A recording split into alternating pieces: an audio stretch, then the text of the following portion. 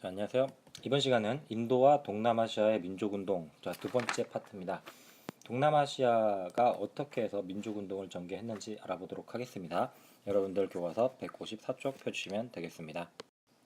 지금 세계 지도가 보이시죠? 지금 우리 이제 영국이라는 나라에 대해서 여태껏 배워왔는데, 영국의 뭐 산업혁명부터 시작을 해가지고 이제 제국주의 국가로서 이제 지금 아시아 지역으로 진출했던 거, 그리고 여기 이제 이렇게 지나와서 여기 스웨즈운하까지 이제 이집트, 여기서부터 이렇게 남아프리카 공화국까지 이제 종단 정책 펼쳤던 거. 여기서 이제 스웨즈운하를 장악했죠. 그래서 여기를 지나서 인도로 진출을 했습니다. 그래서 인도를 차지했었다. 그래서 인도가 이제 민족 운동을 어떻게 하는지 알아봤고, 그러면 사실 요 인도를 같이 먹으려고 했던 나라가 어디냐면 프랑스였습니다. 자, 그래서 프랑스는 인도에서 밀려나게 되니까 이쪽으로 좀 더 내려와요. 그래서 이쪽 동남아시아라 그러죠.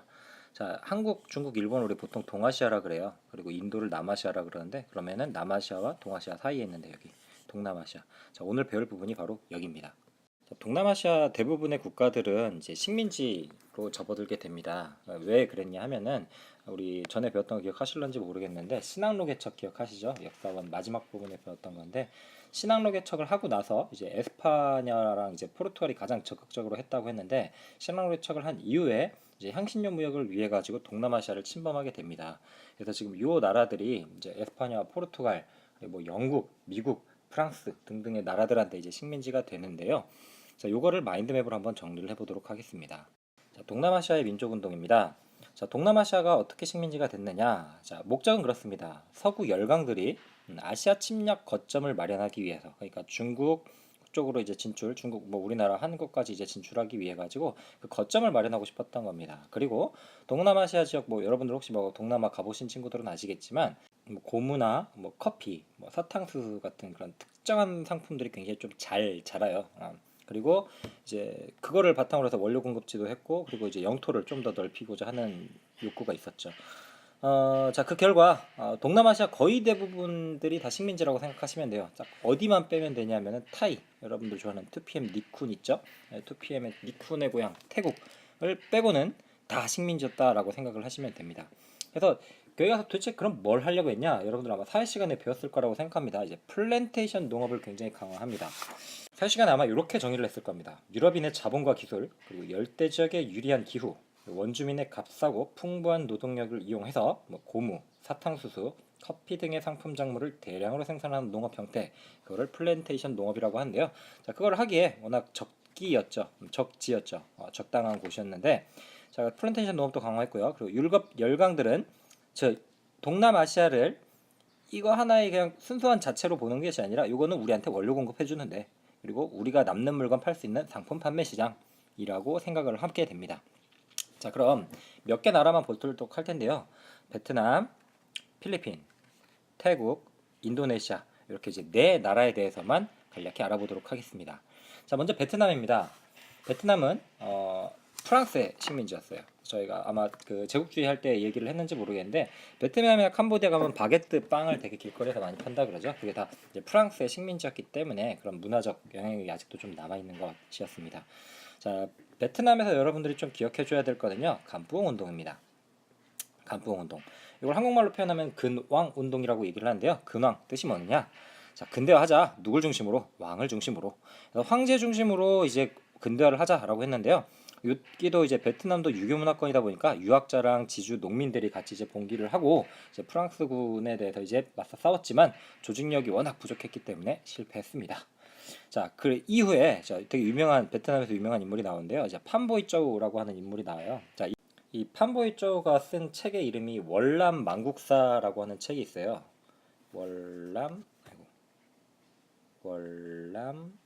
망국사라고 하는 책이 있는데, 이 사람이 쓴 겁니다. 이 월남이라고 하는 게 아마 베트남이라고 하는 건 아시죠? 이제 이를 망자고 나라 국자입니다. 그러니까 베트남이 나라를 잃어가지고 이제 얼마나 좀 슬픈, 그리고 이제 프랑스로부터 혹독한 식민 통치를 받았고 이제 베트남에 비참한 현실이 있는가라는 거를 책으로 썼다고 합니다. 이게 굉장히 유명한 책인데요. 여러분들 뭐 기회가 되시면 한번 읽어보시면 좋을 것 같고요. 그다음에 이제 판쩌진이라고 하는 인물은 봉건적 군주제를 타파하자, 그리고 이제 근대적 개혁을 하자라고 하는 운동을 했고요. 자, 이 판보이쩌우는 후에 이제 베트남 광복회를 또 조직을 해서요. 이제는 이제 계몽운동을 아까 저 유신에서 주로 했다면 이때 이제 무장 독립투쟁운동, 이제 무기를 들게 됩니다. 그리고 이제 공화정 수립을 운동을 하게 되는데 이게 왜 공화정을 왜 하려고 했으냐? 얘가 이제 순원을 만났다 그래요. 이제 신해혁명의 영향을 받아가지고 이제 광복회를 조직했다고 합니다. 자, 그럼 넘어가서 자 베트남 배웠으니까 이제 옆 동네 이제 필리핀에 대해서 배워보도록 하겠습니다. 자, 필리핀은 어땠느냐? 처음에는 어느 나라의 식민지였냐면 에스파냐의 식민지였어요. 스페인의 식민지였는데 나중에는 미국의 식민지가 됩니다. 자, 대표적인 인물만 좀 알아두시면 되겠습니다. 자, 호세리살이라고 하는 이제 필리핀의 영웅이 있습니다.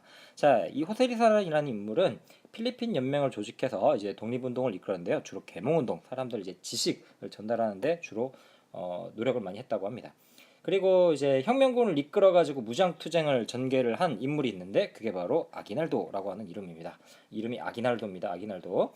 자, 그래서 무장투쟁을 누구랑 했느냐? 그러니까 이제 에스파냐로부터 독립하려고 했습니다. 그래서 이 에스파냐로부터 벗어나기 위해 가지고 자, 미국을 지원해 가지고 처음엔 싸웁니다. 그래서 미국에 패한 에스파냐 군대가 물러났죠. 그래서 아기날도는 이제 의회를 구성하고 이제 헌법도 제정한 다음에 아시아 최초로 필리핀 공화국을 선언합니다. 필리핀 공화국을 선언을 하는데 이게 뭐 1899년이었다 그래요. 필리핀 공화국을 선언을 했는데 근데 필리핀을 아시아의 전초기지로 만들고 싶었던 게 미국입니다. 그러니까 미국의 속내는 다른 데 있었던 거예요. 그래서 에스파냐 몰아내고 여기를 겨점으로 해가지고 아시아로 진출하고 싶었어요. 그래서 미국이 다시 쳐들어옵니다. 그래서 필리핀은 다시 미국의 또 식민지가 되는데요. 그래서 그런지 필리핀 사람들 영어도 지금 되게 많이 쓰고 있어요. 그래서 여러분들 아마 어학연수 가시는 분들 주변에서 많이 보셨을 거예요. 이제 왜 필리핀으로 갈까라고 했는데 필리핀이 요래서 영어를 잘 썼던 겁니다. 자, 다음. 자, 태국이라고 하는 거 아시죠? 태국인데 자 시암이라고도 했는데요. 자 유일한 독립국이다라는 특징은 좀 기억을 해두시기 바랍니다. 그럼 왜 유일하게 동남아시아에서 독립국의 지위를 지킬 수 있었는가? 일단 지정학적인 이점도 있었지만요. 왕실 주도로 근대화를 하게 됩니다. 뭐 짝그리 왕조라 그래가지고요. 그 라마 4세라는 인물이 그 부국 강병을 위해서 굉장히 많은 개혁을 단행합니다. 노예제도 폐지했고요. 근대적인 행정, 사법, 교육제도 같은 것들을 수용을 하면서 빨리 이제 서구의 문물들을 받아들이고요. 그리고 영국 같은 경우에는 아까 인도를 차지했었다 그랬잖아요. 그래서 영국은 인도에서 동쪽으로 진출을 시도를 했고요. 그리고 프랑스는 아까 베트남에서 서쪽으로 진출을 시도했다라고 했잖아요. 그래서 영국과 프랑스의 그 완충지대에 있었기 때문에 굉장히 외교적으로 유연하게 대처를 할 수가 있었다고 합니다. 물론 그냥 뭐 이런 게 하나도 없었던 거는 아니고요. 중간에 이제 자신 좀 분리하자가 이제 프랑스와 영국의 위협이 있었으니까 그 위협에서 벗어나고자 자신들의 속국이었던 이제 캄보디아 그리고 라오스, 말레이 반도의 일부를 넘겨주면서 그래도 끝까지 독립국은 유지를 하게 됐던 겁니다. 다음 자 마지막 나라로 볼 나라가 이제 인도네시아입니다. 자 인도네시아는 굉장히 섬이 많습니다. 여러분들 이제 지도를 보시면 아시겠지만요, 굉장히 섬이 많습니다. 그래서 민족의식이 좀 낮아요. 우리는 하나라고 하는 그런 게 좀 많이 낮았어요. 선생님도 여기 인도네시아 발리섬에 신혼여행을 갔었는데요. 가보니까 그 사람들은 그런 얘기를 하더라고요. 그 가이드가 이제 현지 가이드가 하는 얘기가 섬이 워낙에 많기 때문에 너무나도 각양각색이고 그래서 뭐 선거를 한번 하는데도 시간이 어마어마하게 오래 걸리고 그리고 사람들이 다 이 얘기 저 얘기 하게 되면은 뭔가 하나로 뭉쳐지기가 좀 힘들다. 그리고 종교도 되게 다양하다라고 표현을 하더라고요. 자, 아무튼 이런 인도네시아가 국민국가 운동을 어떻게 하려고 했느냐? 자, 이 인도네시아를 지배했던 나라가 네덜란드입니다. 네덜란드는 당시 이제 세계 후추 생산의 상당량을 차지했었던 인도네시아의 수마트라, 이제 아체섬이라고 하는 데를 먼저 점령을 합니다. 그래서 이제 대규모 원정단을 파견을 하게 되는데요. 이때 그냥 당하고 있지만은 않고 식민 지배에서 벗어나려는 지식인들의 움직임이 있었습니다. 그게 바로 이제 부띠 우뚜모라고 하는 그런 이제 단체가 탄생하게 되었던 겁니다. 자, 이 단체는 이제 지식인 중심이었어요. 그러니까 좀 배운 사람들. 그래서 민족운동 단체였는데, 자, 이 부띠 우뚜모라고 하는 게 이제 인도네시아 말로 고귀한 노력이라고 하는 뜻이었다고 합니다. 그래서 자화섬의 그 자화 문화를 발전시키고 근대식 유럽 교육을 이제 해가지고 우리도 좀 강해지자. 라고 이제 주장을 하게 됐는데요. 그래서 독립국가 건설을 희망하는 이제 인도의 대표적인 민족운동 단체가 되었기는 했지만, 근데 아까 누구라고 그랬어요? 지식인이라 그랬잖아요. 그럼 나머지 이제 농민이나 이제 노동자들한테는 지지를 많이 받지 못했던 것 같아요. 자, 그 지식인 중심의 부티오토모랑은 조금 다른 단체가 있었는데요. 자, 이게 좀 중요합니다. 자, 이슬람 동맹이라고 있어요. 이제 이슬람교를 중심으로 해서 했던 이제 이슬람 동맹인데, 자, 얘네는 왜 등장을 했느냐? 크리스트교에 일단 반대를 합니다. 크리스토교 운동에 이제 반대 운동을 벌이게 되면서, 자, 기존의 지식인들뿐만이 아니라 상인들까지 같이 사회 계몽 운동에 동참을 했던 거죠.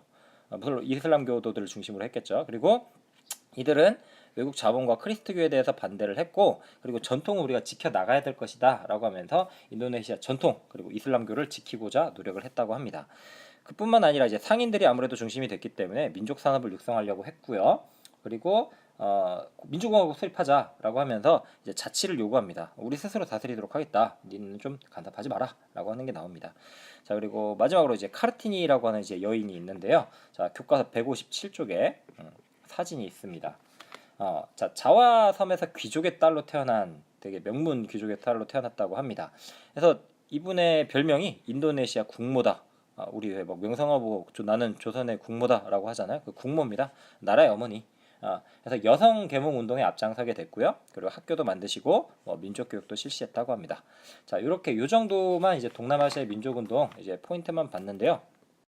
이제 문제 한번 풀어보도록 할게요. 자, 앞에 인도랑 연결해가지고 답을 다 알아보도록 하겠습니다. 자, 영국은 아까 무슨 전투에서 이겼다 그랬죠? 처음에? 네. 프랑스 세력을 몰아냈던 거는 이제 이게 플라시 전투가 있었죠. 색깔이 잘 안 나오네. 플라시 전투. 이거 풀만 쓸게요. 플라시 전투고. 그다음에 영국의 공업 제품이 대량으로 밀려 들어오자 인도에 그러니까 공업 제품 그 중에서 아까 뭐였죠?